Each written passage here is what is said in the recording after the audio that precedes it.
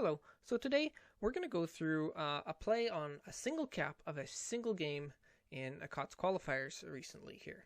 This is MIO versus MHG, and this is Northern Waters. I was scouting this match in preparation for my clan's game against MIO, and I absolutely fell in love with this little play that MHG did, and it basically just, there's a very subtle difference between how each cap plays the A cap, and it just factors in so strongly into how this game goes. So first, let's go through how teams kind of play these two caps. We're going to be focusing on just the A and the B cap.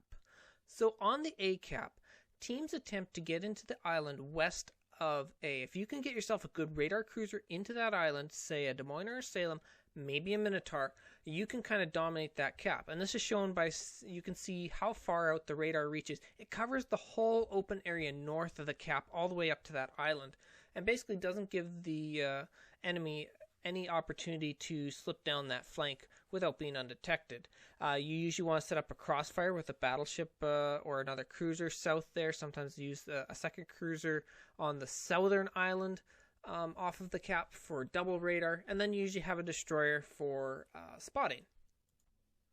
The B cap is usually pretty passive, with two destroyers jockeying for position, sometimes diving that island in the middle and trying to spot each other, and they're basically supported usually by one radar cruiser on that island. Because of the big open water areas off to the west, you usually can get away with keeping a destroyer in on those islands, but the danger is when a team can push ships far enough up into C or into A to be able to shoot behind that island and force the destroyer off in combination with their team's destroyer and that radar. Okay, so we jump into the game here, and we're on MHG's side here. Fair warning, I am using the daring in B's replay, so you'll see that the priority target, the incoming fire, the damage, whatever, is not applicable. I've released the camera and we're free floating here. So we look at A, and MHG is playing with Garing in front of a Des Moines, Nevsky, and a Kremlin, and they are against a Shimakaze, Des Moines, Kremlin of MIO. They're pretty much mirrored on the B cap with double Daring, double Moskva, double Yamato. Remember how I said earlier, the point of playing the 1-2 line on A cap is to get a radar cruiser in there. MHG is sending their Garing as fast as they can, as far up as they can behind that island to try and get spots on any cruiser like that Des Moines there that's coming down the 1-2 line.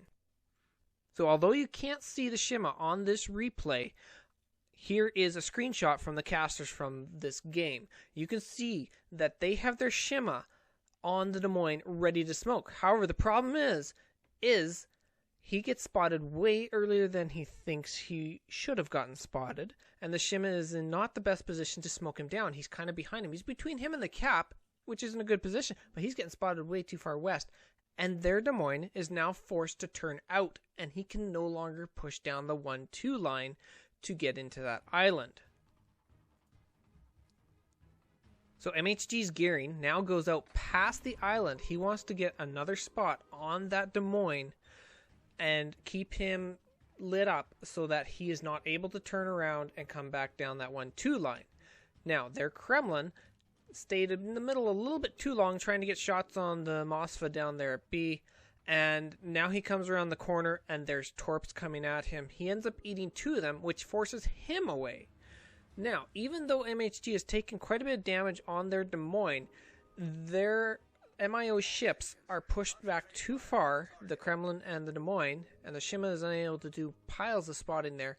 They are now going to be able to work back in. And even though you can't see it on the screen, you can look at the minimap, the Garing has spotted the Des Moines. So this keeps that Des Moines at bay and having to play close to that island and turned out and having to dodge shells from the Kremlin and the Nevsky and the Des Moines, while the Garing is able to go back and then escort the Des Moines up with smoke. So you'll notice at B cap, MHG's Daring was pushed out of the B cap by the radar, and the enemy Daring just peeking around just enough in his smoke and shooting and driving him off the cap, knocking him down about half health, and was able to flip that cap. Now that the radar is down, he can now work back into the cap and keep it contested so that they don't lose too many points.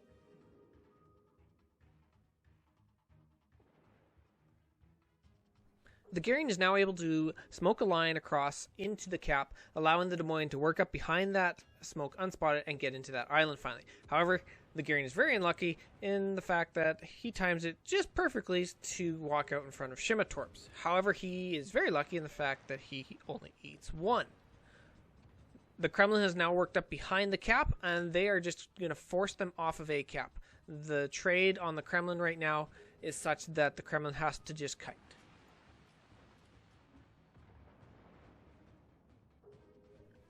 So now here you see, because they have locked down A cap and they have moved up on this flank far enough, you can see that Nukes Des Moines is now putting fire on that daring in B.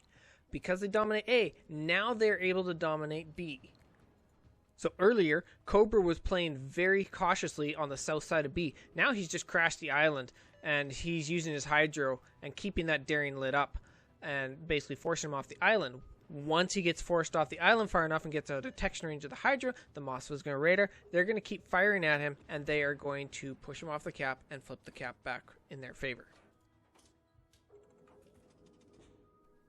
So now that they have won and dominated the A cap, now the Gearing in A, he can put Torps on the Moskva position now, and it's a lot better angle than if he was firing Torps from, say, G3 area. And it's just gives you so much option once they have won this flank to be able to exert more influence across the map.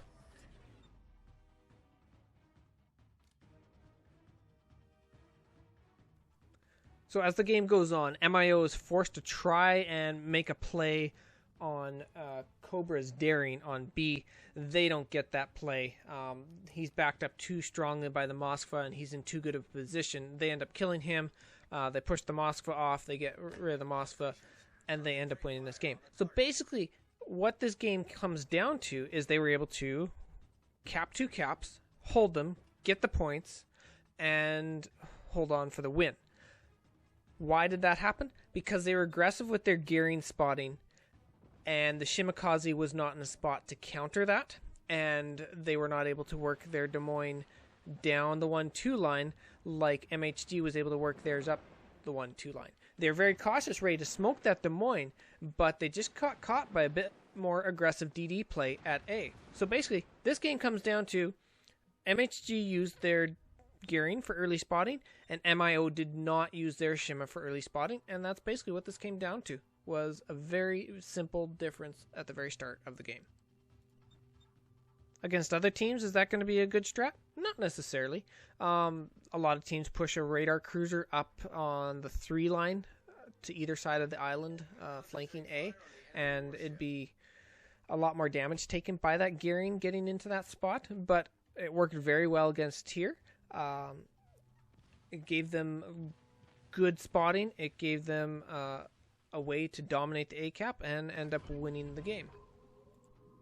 So I hope that that was informative to some of you, maybe some of you that don't play COTS, or you watch COTS and don't understand all the thinking that goes into the strats and plays and what teams are trying to accomplish with different positions and moves. And I hope that you find it helpful, and maybe helps your gameplay, maybe helps your clan's gameplay. And I look forward to doing another one of these really soon.